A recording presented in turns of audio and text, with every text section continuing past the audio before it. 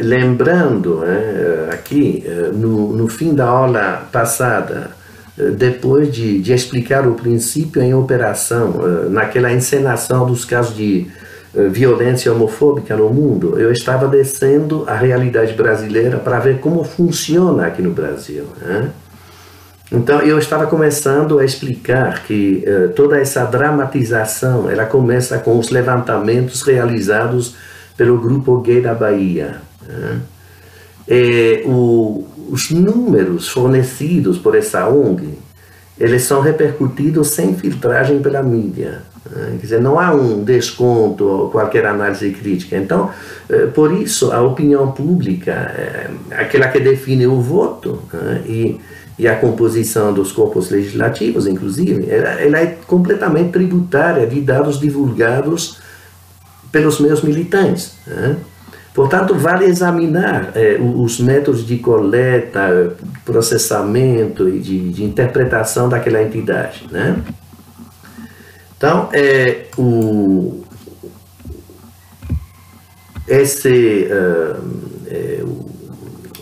Grupo Gay da Bahia, ele publica anualmente um relatório chamado Relatório de Assassinatos de Homossexuais. E como fonte, digamos, para elaborar o relatório, ele utiliza fontes jornalísticas. Então, a informação divulgada, ela se baseia essencialmente em notícias da imprensa nacional. E o jornalista Reinaldo Azevedo, ele analisou a versão 2008 e ele se expressa da seguinte maneira a respeito. Deixa eu ler aqui, então. Um relatório do Grupo Gay da Bahia, diz ele, aponta que foram assassinados 190 homossexuais no ano de 2008 no Brasil, 1 a cada 2 dias. Ninguém sabe ao certo qual é o percentual de homossexuais na população. Parece incrível um número em torno de 10%.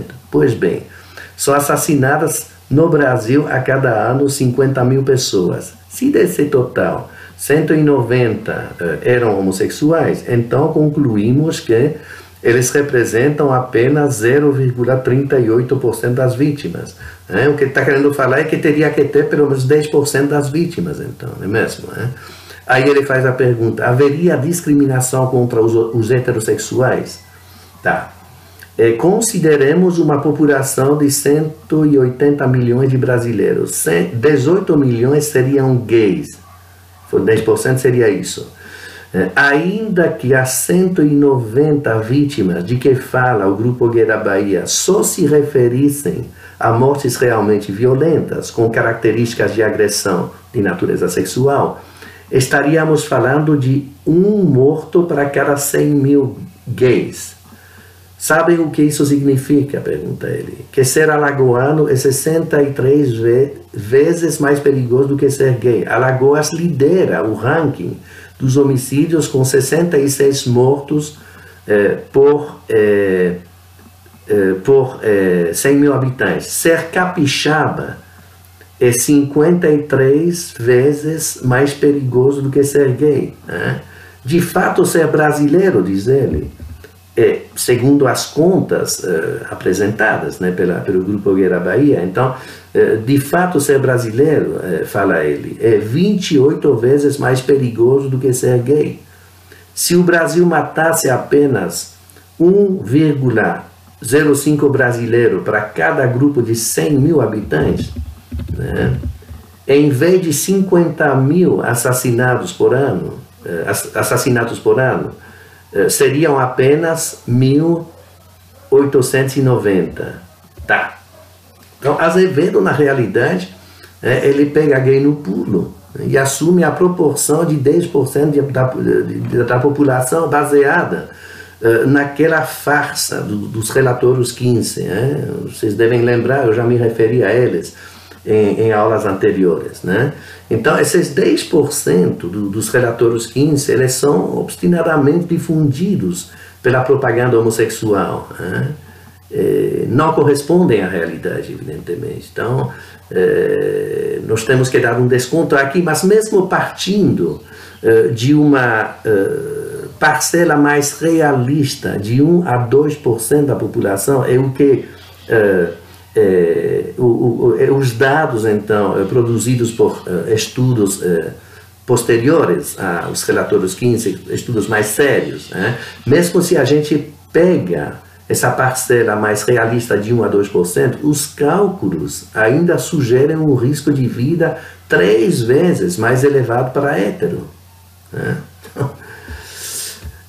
Aí o Azevedo prossegue aqui. A associação, diz ele, está se referindo ao Grupo Gay da Bahia. Então, a associação pede providências à Secretaria Especial de Direitos Humanos da Presidência da República e ameaça registrar queixa contra o governo brasileiro junto à Comissão Interamericana de Direitos Humanos, assim como na ONU, por crime de prevaricação contra homossexuais.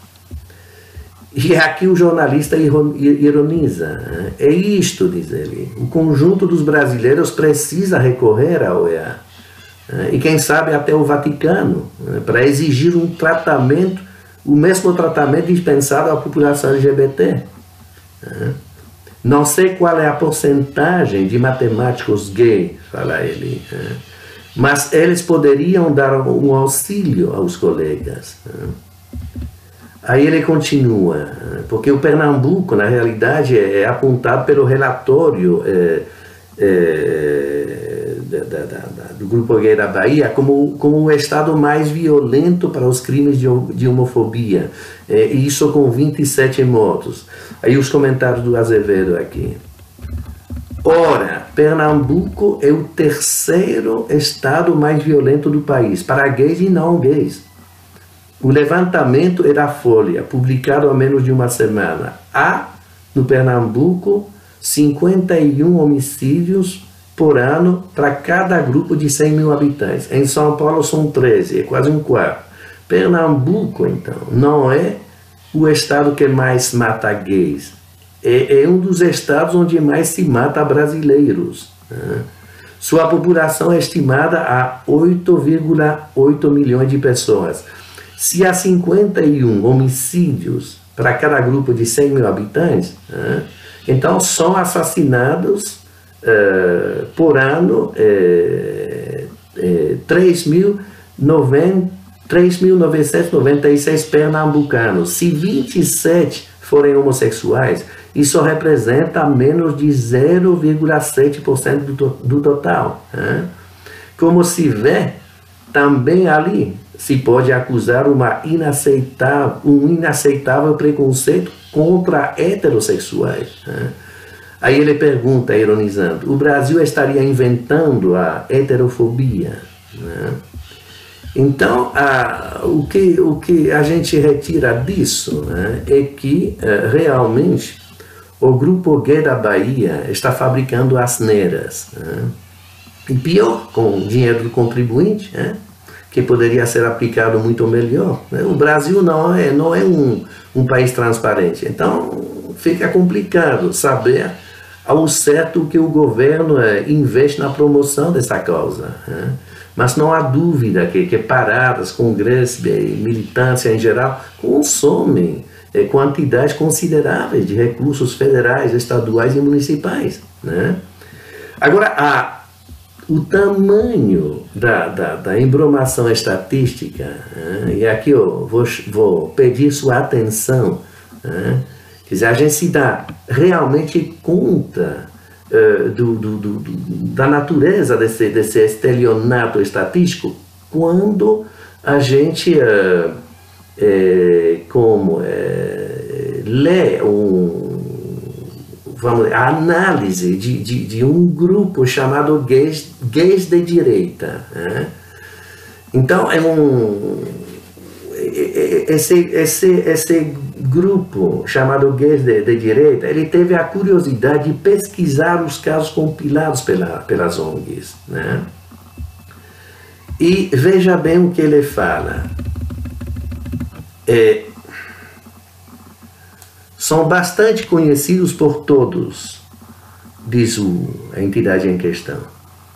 Os levantamentos anuais feitos por ONGs acerca de crimes homofóbicos Em 2009, por exemplo, afirma-se que quase 200 homossexuais foram assassinados em decorrência de homofobia. A metodologia empregada tem por base casos garimpados nas páginas policiais dos jornais. O problema está nas conclusões a que os autores chegam.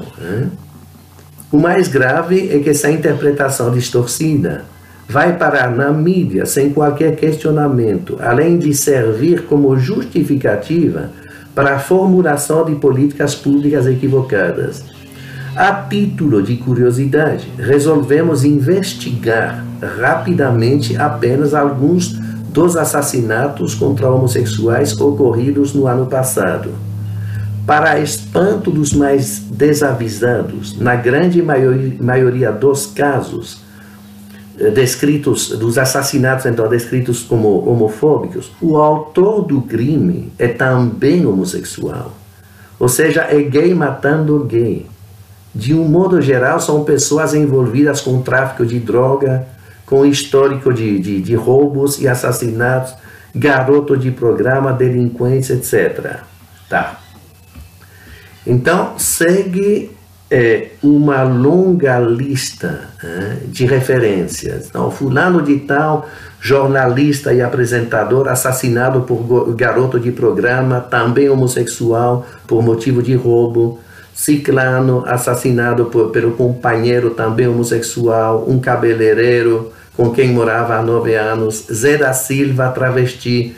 O motivo da morte foi uma dívida de R$200 em decorrência de programas.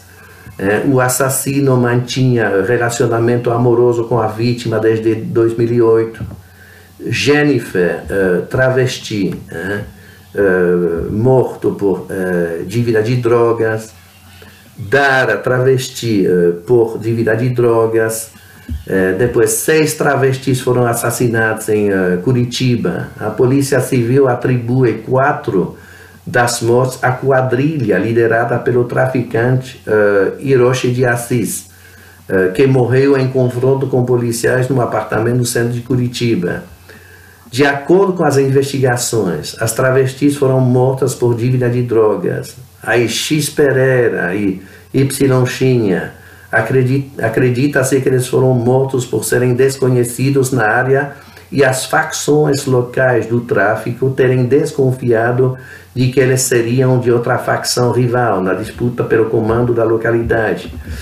E a coisa vai, fulano assassinado por seu parceiro sexual, o outro morto com uma facada desferida pelo fulano com quem mantinha relações sexuais na condição de passivo, que em dado momento, querendo reverter a posição e impor-se como ativo, ameaçando com uma faca e entrando em luta corporal. E aí matou o outro de fulano de 51 anos, assassinado por garoto de programa em encontro amoroso.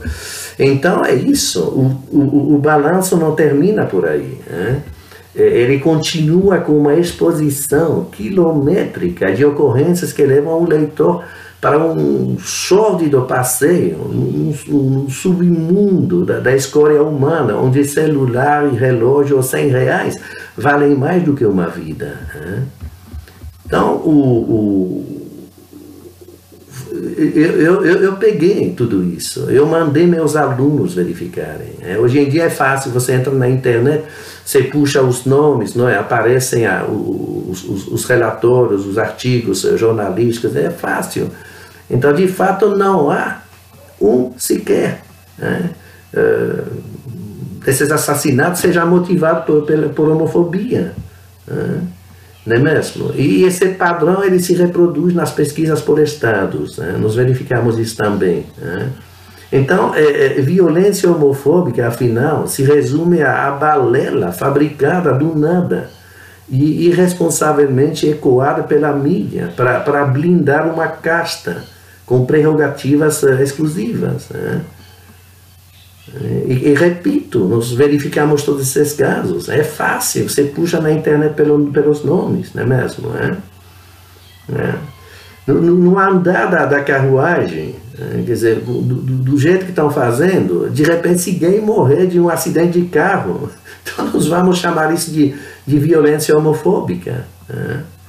Então, veja bem, não há dúvida que morre assim, que morre ocasionalmente um ou outro gay de genuíno ataque homofóbico, eu posso até acreditar, se bem que você não acha isso naqueles relatórios, não seria o típico, com certeza. Então, vá lá então que morre também gay, de vez em quando, de violência homofóbica, mas também morre um turista lá na praia, né, em asfalto, ou morre um professor, inclusive em agressão escolar de vez em quando, mas nem por isso se manipula a opinião pública para justificar uma proteção legal excepcional. Aplica-se o Código Penal e pronto. E o mais frustrante em tudo aquilo é constatar o envolvimento do Estado na manobra. Porque, afinal, militante é militante. Então, por definição, vai faltar de objetividade, é normal. Agora, o cidadão, me parece, está no direito de esperar equidistância e, vamos dizer, imparcialidade por parte de quem representa o interesse coletivo, que seria o Estado.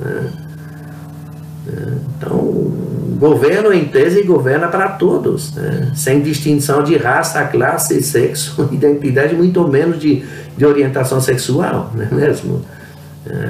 Mas não é bem o que parece, não parece ser o caso da Secretaria Especial dos Direitos Humanos da Presidência da República, porque essa se esforça assintosamente para conferir caráter oficial à prosa das ONGs, em detrimento do resto da sociedade, do direito a uma informação correta. Então, o relatório sobre violência homofóbica, isso é outro então. Agora estou falando do relatório publicado pela Secretaria dos Direitos Humanos da Presidência da República. Então, a gente lê isso, é um tanto cômico. Talvez seja isso o seu maior mérito, inclusive, não é mesmo? É divertido. Se diversão fosse a finalidade da política, então acho que o Brasil, dos últimos anos, tiraria a nota 10, com certeza. Mas para realmente governar, seria bom pensar noutra coisa, porque o nível de alienação que perpassa do documento em questão, francamente assusta. Então, a Secretaria dos Direitos Humanos, que anuncia, sem pestanejar, inclusive assumir uma postura crítica logo de partida, ela expõe estou me referindo ao relator em questão, expõe assim com riqueza de terminologia e tom acadêmico, inclusive, não é? A metodologia à base do relatório. Aí ela explica que a metodologia foi discutida em reunião ordinária do Conselho Nacional de Combate à Discriminação LGBT, e pela Câmara Técnica de Monitoramento, Prevenção e Combate à Violência contra a População LGBT, e tendo sido aprovada, eu estou lendo aqui, pela Câmara, deixa eu ver aqui, pela Câmara e posteriormente pelo plenário do referido Conselho. Bom, então, gente, é importante. Quer dizer, um quadro impressional, um quadro institucional impressionante. E ela informa o seguinte, olha bem, informa que seguiu as etapas apregoadas na produção de estatísticas, o planejamento, a coleta, a análise, a comparação com os dados do ano anterior e a disseminação das informações. O planejamento foi feito a partir de demandas da sociedade civil. Claro, leia-se as ONGs aqui, né?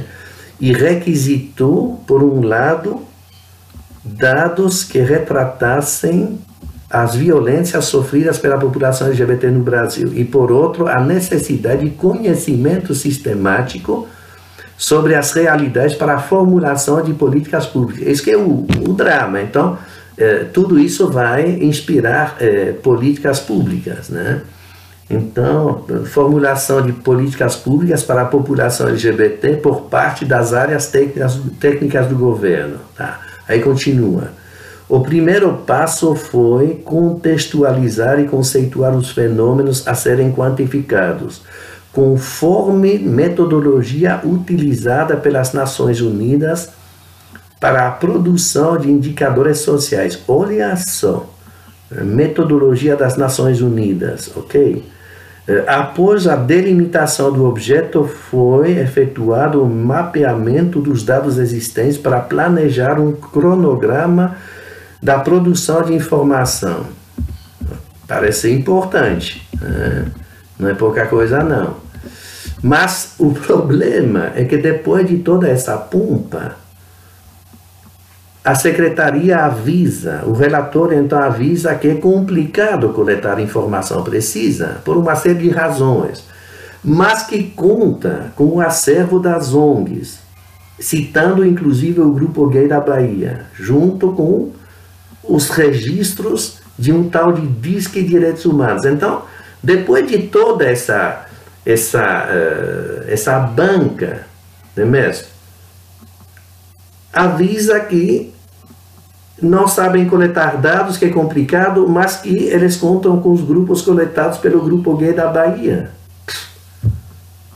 E para disfarçar um pouco, acrescenta que os dados foram tabulados em programa específico, a saber, e aí vai,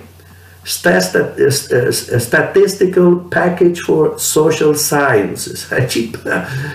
Te bota um termo em inglês lá para impressionar os ingênuos, né? Quer dizer, é isso, né? Você lê isso, essa referência em inglês, você fala, não, você já fica cabreiro, fala, caramba, esse negócio é coisa de Harvard, né? E quem sou eu aqui com minha cabecinha de juazeiro para contestar toda essa ciência, né? Então é isso, o truque, evidentemente, né?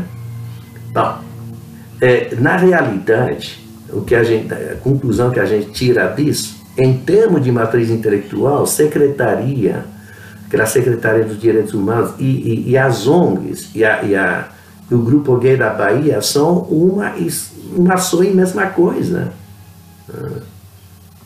Quer dizer, a Presidência da República, ela simplesmente recupera os dados coletados e trabalhados pela ONG gay. Não faz outra coisa. É militante gay de carteirinha. A própria Presidência da República. E para completar, quer dizer, explica que existe aquele disque de direitos humanos, então é quase um disque de homofobia para recebimento de queixas destinadas a lançamento na conta da criminalidade. É um método perfeito, né? Literalmente sem falha de um ponto de vista científico, não é mesmo? Se instalasse um disque milagre, todo crente ligaria. E o Brasil ficaria o país mais milagroso do mundo. E, logicamente, se você instala uma espécie de disque homofobia, todo gay liga. Todas as ONGs telefonam. E aí, evidentemente, o Brasil se torna a nação mais homofóbica. Não é mesmo?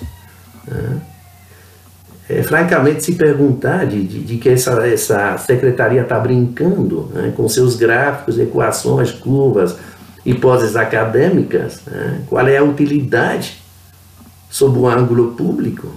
Né? Acho que seria melhor fechar isso, viu? E colocar todo esse povo para carregar tijolos e cimento. Né? Para que gastar recursos elucubrando sobre um holocausto que não existe? Né? O mínimo de análise revela a treta. É gay matando gay, não é mesmo? É gay que não presta, gay que presta fica em casa e não morre de facada na gandaia. qualquer forma, gente, o Brasil está em construção, viu? Não necessita de direitos LGBT, precisa de betoneiras, não é mesmo? Não era para perder tempo com tudo aquilo.